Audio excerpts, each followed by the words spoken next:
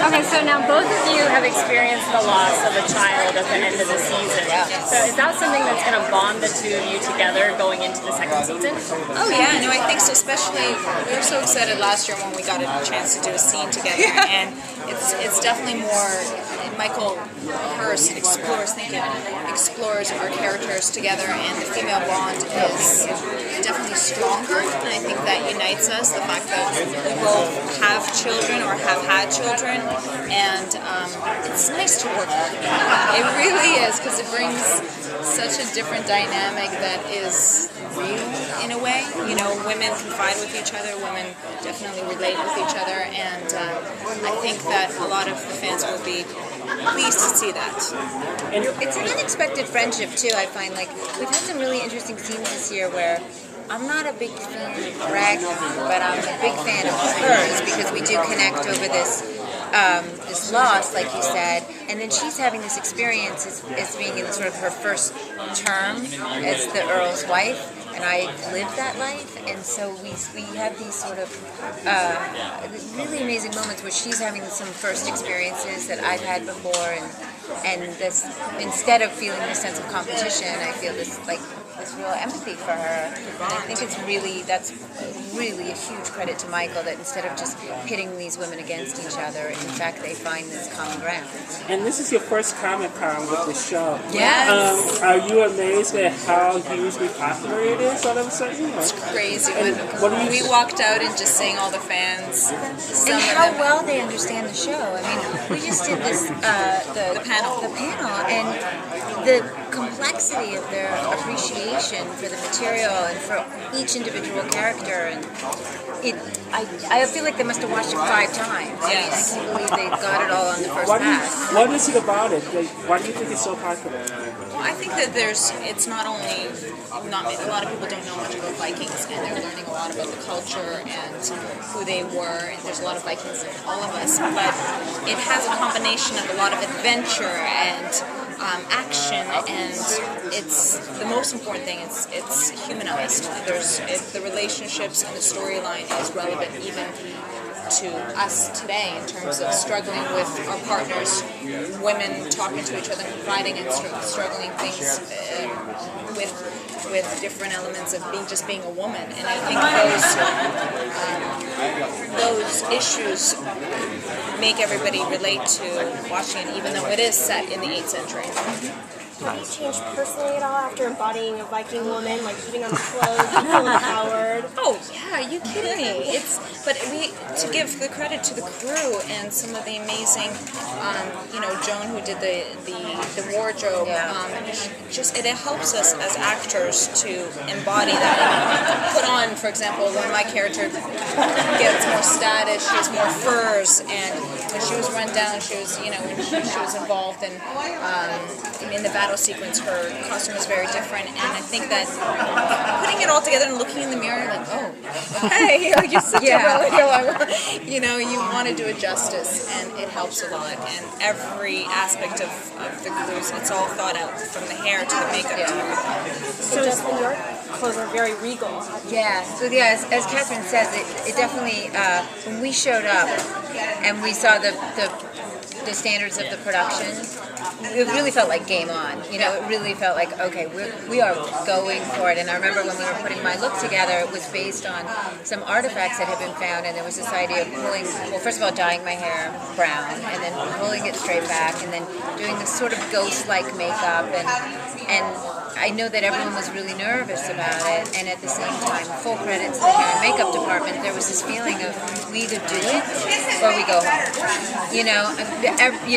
There's no halfway with a show like this, because there are so many ways that people are expecting us to fall into the cliches and to beautify it. I mean, Catherine and I have to give up, seriously, a lot of vanity for this. We do. And eyebrows. You don't get to wear makeup when you're on the show, really. But does not make it easier? It makes it easier, but it also, I I like it because it's raw and it's real. And Vikings wouldn't wear much makeup anyway. But it definitely helps us. But you know, when you're getting dressed up for Comic-Con, it's definitely a switch. You gotta let go with it and just go with it. Yeah. Otherwise, we know we'll lose the audience. I mean, if we do, we just know it. We don't want to break the Authenticity. Yeah, the world that we've created. So speaking of authenticity, have you guys like gone into Norse mythology or to Norse history and done some research for your roles? Oh, of course. What's great about how Michael Hirst writes it is you're learning it as you're going, and he's worked with a historian to try to make it as accurate as possible. So just in terms of us being pagans and the mythology and how we believed in all these different gods, and is all very interesting. And the portrayal of women and how women were in that society, and that they were empowered and they did have certain struggles, and all that stuff is just, you know, you're learning. Like my character right now explores different territories, so I'm right now in the middle of researching that and understanding the history of that. I have a Ukrainian background, and when I was doing my research, that, you know, Vikings actually invaded Ukraine, so all that stuff is new for me to find, and it's really fascinating. And it's actually pretty interesting because I talked to a lot of strong women actresses who are playing strong characters. What is it about TV that's kind of bringing that out these days? Because it seems like in the last 4 years, there's been a lot of strong women characters coming to the forefront. It's a very good question. I think it's such a compliment, and it shows that there's a need for it, and there's an appetite for women to have the complexity and the strength and have a strong voice, and that's really empowering to play. And especially, you know, when I signed up for the show, I was so excited, but I also didn't understand or fully appreciate the role Lagertha might have had, and I'm sure even with Siggy that now seeing what Michael Hirst brings to the table and getting a chance to dig in, you start, it's like peeling an onion. You start finding the strengths and the vulnerabilities, and there's a lot of strength in the vulnerabilities, and I think that makes us more whole and human. You know,